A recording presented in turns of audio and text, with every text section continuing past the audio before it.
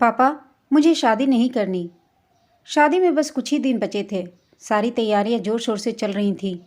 आखिरकार सागर परिवार की बड़ी बेटी की शादी जो थी, और लगभग 30 सालों बाद ये खुशियों का समय आया था। इसलिए सागर जी अपनी बड़ी बेटी की शादी में कोई कमी नहीं छोड़ना चाहते थे।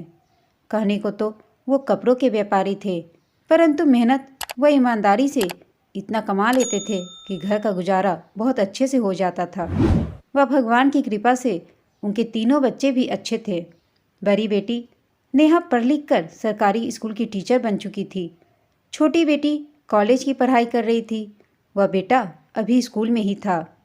बड़े भाई साहब की कोशिश से नेहा के लिए अच्छा लड़का मिल गया था। राघव के माता पिता भी नेहा को अपने घर की बहू बनाने के लिए बेहद खुश थे। आखिरकार नेहा थी ही इतनी सुंदर व शांत स्वभाव की, वह संस्कारी भी। राघव भी अपने माता पिता का इकलौता बेटा था। अच्छी मल्टीनेशनल कंपनी में एक अच्छी पोस्ट पर था। मेहनती भी व अच्छा कमाऊ भी। अपने माता पिता का लाडला था। तभी तो अपने हर फैसले में सर्वप्रथम अपने माता पिता की राय लेना जरूरी समझता था। वह उनके कहे अनुसार ही चलता।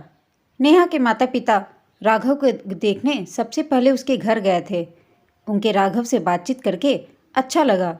वह उसका घर परिवार भी ठीक लगा। नेहा ने अपनी ज़िंदगी के इस महत्वपूर्ण फैसले को लेने का हक अपने माता पिता पर छोड़ दिया था। वो जानती थी कि उसके माता पिता उसके लिए सब कुछ सही सोचेंगे। वह सब सही ही होगा।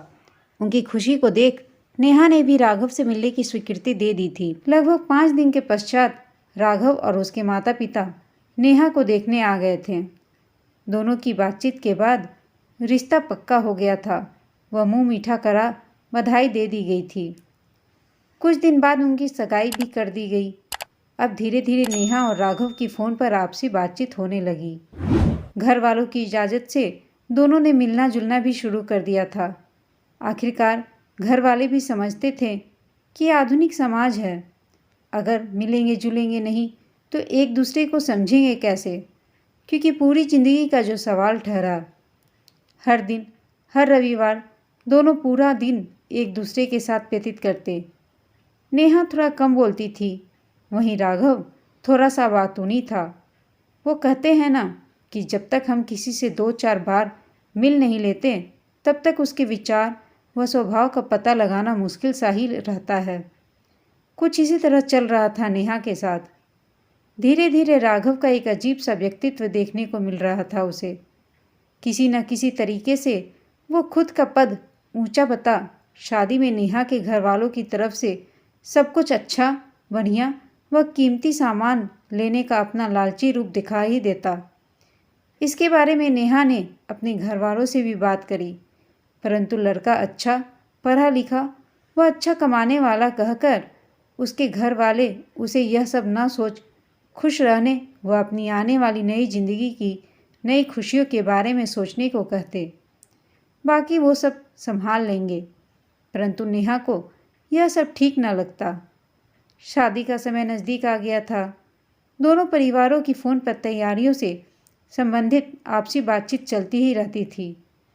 तभी एक दिन सुबह सुबह 7 बजे राघव के पिताजी का फ़ोन नेहा के पिताजी को आया। हेलो, हाँ जी समधी जी, सब ठीक तो है?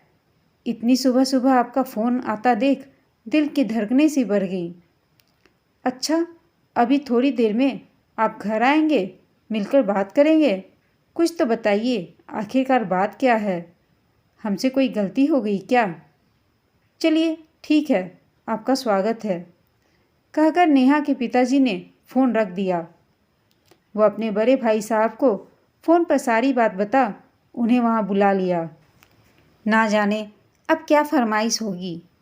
पहले ही अपनी हिम्मत से ज़्यादा दे रहा हूँ।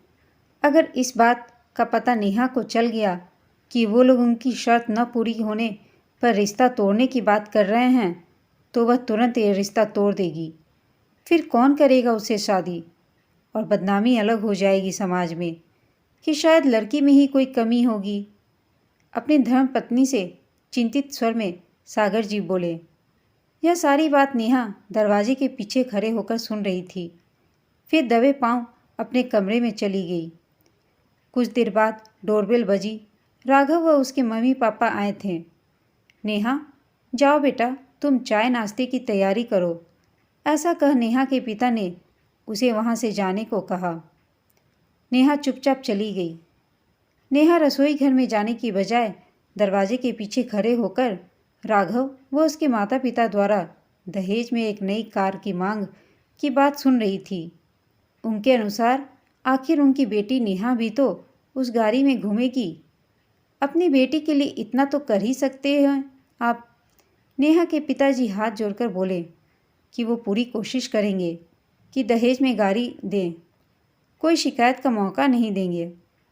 अपने पिता की बेबसी को देख नेहा से रहा नहीं गया और वो बिना चाय नाश्ता लिए ही कमरे में आकर बोली, पापा, मुझे यह शादी नहीं करनी।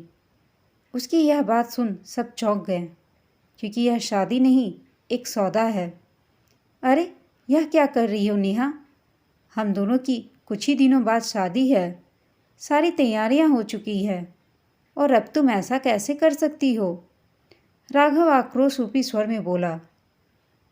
जब तुम और तुम्हारे परिवार वाले उनकी इच्छा अनुसार दहेज ना मिलने पर मेरे माता पिता को रिश्ता तोड़ने की बार बार धमकी दे सकते हो, तो क्या मुझे अपने जीवन के लिए सही या गलत निर्णय लेने का जरा सा भी हक नहीं है?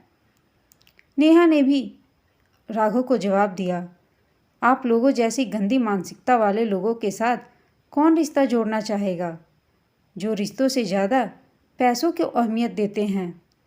ये मेरे पापा की मेहनत की कमाई है, जिसे उन्होंने बड़ी ही ईमानदारी से दिन रात एक करके अपनी इच्छाओं को मार कर अपने बच्चों के लिए जोड़ा है।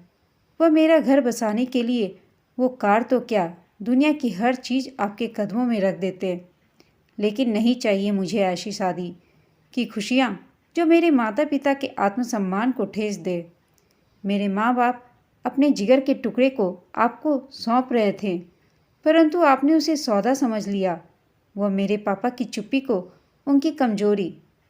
आप जैसे लोग लड़की के माता पिता की कब इज्जत उछाल दे पता ही नहीं चलता। वह ऐसे परिवार में शादी करके मुझे भी दहेज के लिए प्रताड़ित महिला द्वारा की गई आत्महत्या जैसी कई घटनाओं के रूप में समाचार पत्रों में नहीं आना। अब आप में जरा सा भी लायकत बची है तो यहाँ से चले जाएं।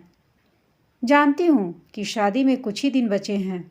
वह रिश्ता टूट जाने पर लोगों के काफ़ी सवाल उठेंगे, परंतु यह सब सवाल मेरे माता पिता के आत्मसम्मान से बढ़कर नहीं है।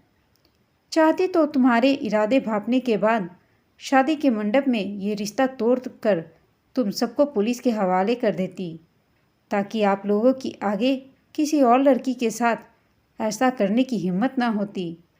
परंतु तब भी मेरे पापा की मेहनत की कमाई आप जैसे घटिया लोगों के लिए खराब हो जाती। अपनी सगाई की अंगूठी उतार नेहा ने राघव के हाथ में दे दी। वह उन्हें वहाँ से चले जाने को कहा। इतनी शांत रहने वाली नेहा का यह रूप देख सब वहाँ निशब्द खड़े रहे। नेहा के माँ बाप चाहकर भी उसे रोक ना पाए थे, क्योंकि वो जानते थे कि उनकी बेटी सही कर रही है। राघव व उसके माता पिता तुरंत वहाँ से चले गए थे। कमरे में सन्नाटा सा छाया हुआ था। नेहा अपने पिता की तरफ देख हल्की सी मुस्कान दे रसोई की तरफ चली गई थी। आज नेहा के माता पिता गौरवान्वित महसूस कर रहे थे। नेहा की सूझबूझ और उसकी समझदारी ने उसे बर्बाद होने से बचा लिया। दोस्तों, यह कहानी आपको कैसी लगी हमें कमेंट करके बताइएगा। साथ ही कहानी अच्छी लगी हो तो इसे लाइक, शेयर और चैनल को सब्सक्राइब अवश्य कीजिएगा। कहानी सुनने के लिए आप सबका धन्यवाद।